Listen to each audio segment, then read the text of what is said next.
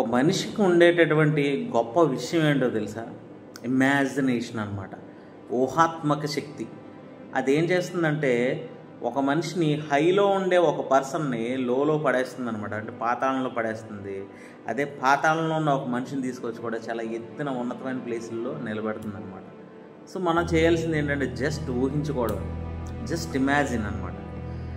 So ఈ ఇమాజినేషన్కి ఉండే power చాలా చాలా చాలా గొప్పది. ఫర్ ఎగ్జాంపుల్, ఇప్పుడు ఏదో నా మీద విపరీతమైనటువంటి భారం ఉంది, ఇది నేను ఏదో ఒక అడవులోను, కాకుల దూరం, కారడవులోను, చీమల దూరం, చిట్టడుగులోను ఉన్నాను. వామ్మో ఏంటిది, అసలు పరిస్థితి ఏంటి, ఇక్కడ నేను ఎలా ఇరుక్కుపోయాను, ఈ ఒంటరి బ్రతికి అయిపోయింది ఏంటి అని అనుకుంటే నిర్మానుష్యమైన ప్రదేశంలో ఉన్నట్టుగా అలా అనిపిస్తుంది అనమాట. అలా కాకుండా నేను ఏదో చాలా, నా చుట్టూ చాలామంది ఉన్నారు, ప్రజలు ఒకే బోళ్ళంత మంది ఉన్నారు, నేను ఒంటరిని కాదు, నాతో చాలామంది కొలీగ్స్ ఉన్నారు, కంపానియన్స్ ఉన్నారు అని నేను అనుకున్నాను అనుకో. సో నా చుట్టూ వాళ్ళందరూ ఉన్నట్టు అనిపిస్తుంది అనమాట. మీకు చాలామందికి మీకు ఏంటంటే మన మైండ్కి ఉండేటటువంటి పవర్ ఏంటంటే ఒక ప్లేస్కి ఒక వ్యక్తి పగలపూట వెళ్ళడానికి ఎటువంటి భయం ఉండదు, నిస్సంకోచంగా వెళ్ళిపోతాడు అనమాట.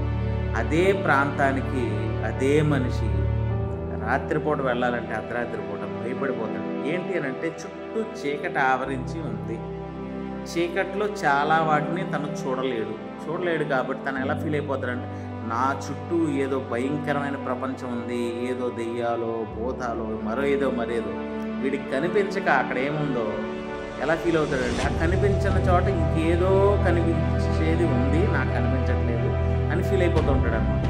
కానీ ఏంటంటే ఇప్పుడు ఒకసారి ఊహించుకోండి, డివోషనల్గా వెళ్ళే వాళ్ళందరూ కూడా చీకట్లో వెళ్ళేటప్పుడు దేవుడిని స్మరిస్తూ వెళ్తారు అన్నమాట. ఏంటి అని అంటే దేవుడా లేకపోతే పలానా ఈ దేవుడా ఆ దేవుడు అని చెప్పి మనసులో కొన్ని చాంటింగ్ అనేది మొదలు పెడుతూ ఉంటారు అనమాట. కంటిన్యూస్ చాంటింగ్, అదే నామాన్ని జపిస్తూ వెళ్తారు. ఓకే, ఒక మనిషి తన హ్యాపీ మూడ్లో ఉన్నప్పుడు గుర్తురాడు కానీ భగవంతుడు ఇలాంటి భయంకరమైనటువంటి ప్రదేశాల్లో ఉన్నప్పుడు, లేదంటే కనుక భయానకమైనటువంటి సంఘటన ఏదైనా జరగబోతున్నప్పుడు, ఒక టెన్షన్ ఫియర్ ఫ్యాక్టర్ వచ్చినప్పుడు ఖచ్చితంగా దేవుడా అంటూ వెళ్తాడు అనమాట.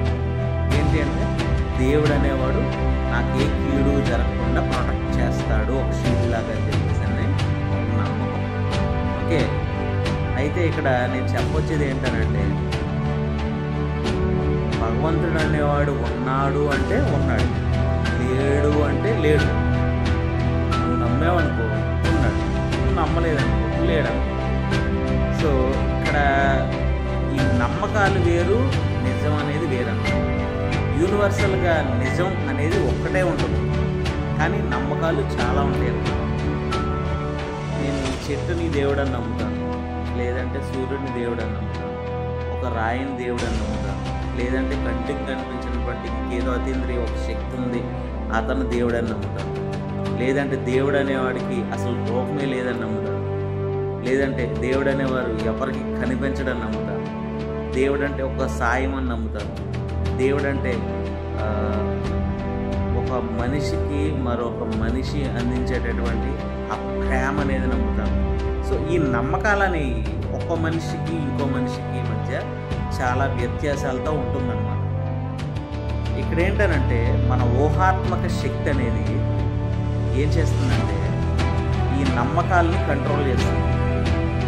ఈ నమ్మకాలని మన ఊహాత్మక శక్తిని కంట్రోల్ చేస్తూ ఉంటుంది.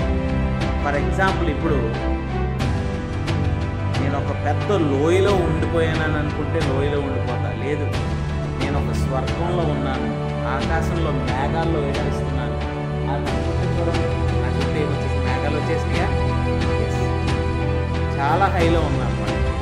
నేను ఒక మంచి బ్యూటిఫుల్ గార్డెన్లో ఉన్నాను అని అన్నాను అనుకోండి, నా వెనకేమొచ్చేస్తుంది, మంచి గార్డెన్ వచ్చిందా.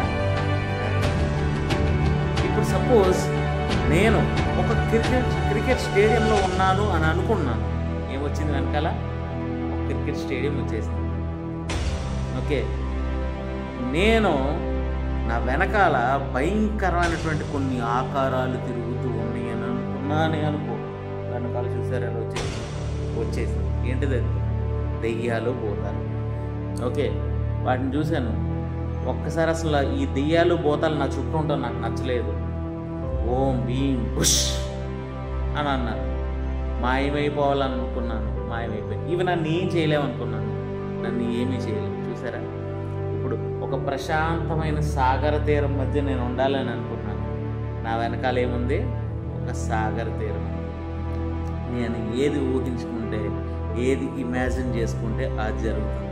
కాబట్టి ఈ ఇమాజినేషన్లో ప్రతి మనిషి ప్రాక్టీస్ చేయాల్సింది ఏంటి అని అంటే, ఒక జాబ్కి ప్రిపేర్ అయ్యేటటువంటి కాంపిటీటర్ ఎలా ప్రిపేర్ అవ్వాలంటే, నాకు ఈ ఉద్యోగం వచ్చేసింది, okay, this job is mine, నేను ఈ ఉద్యోగస్తుని, ఫార్మాలిటీగా నేను వెళ్ళి ఎగ్జామ్ రాస్తున్నాను అని ఫస్ట్ ముందు మెంటల్గా ప్రిపేర్ అయిపోవాలి.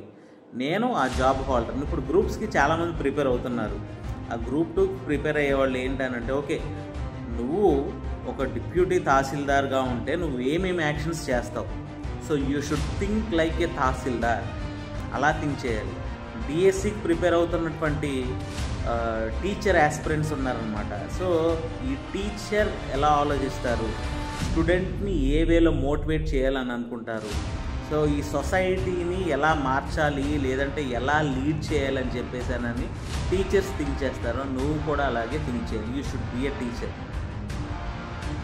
ఇప్పుడు పోలీస్ సెలక్షన్స్లో నేను సెలెక్ట్ అవ్వాలి అని అనుకున్నావు అంటే, సో ఒక పోలీస్ అనేవాడు సొసైటీని ఎలా చూస్తాడు, ఒక పోలీస్ అనేవాడు ఫిట్నెస్ ఎలా మెయింటైన్ చేస్తాడు, నువ్వు అలా ఉండాలి.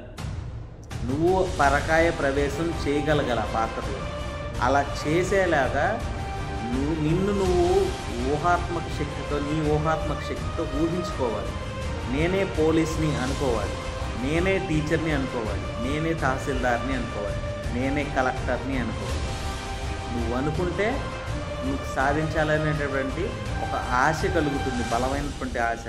ఆ ఆశ పదే పదే కలిగితే నమ్మకంగా మారుతుంది. ఆ నమ్మకాన్ని నీ మీద నువ్వు ఉంచి నువ్వు ఫైట్ చేస్తే, నువ్వు సంసిద్ధుడు అవుతే ఖచ్చితంగా అది రియాలిటీలోకి వస్తుంది. మరి మీరేమంటారు? కాదంటారా? మీ ఊహాత్మక శక్తికి ఎంతటి పవర్ ఉందంటే, ఎంత బలమైందంటే నువ్వు అనుకుంటే జరుగుతుందన్నమాట. ఓకేనా? మతపరంగా దీన్ని విశ్వాసం అంటారు, బాగా తెలిసిన వాళ్ళు నమ్మకం అంటారు. అదే కనుక మనలాంటి యాస్పిరెంట్స్, ఏంటంటే ఎవరైతే కనుక జీవితంలో ఏదో సాధించాలి అని అనుకుంటారో అలాంటి వాళ్ళు ఏమంటారంటే పట్టుదల అంటారు. ఏదేమైనా కానీ మీరు సక్సెస్ అవ్వడానికి చాలా రకాల ఫార్ములాస్ ఉన్నాయి.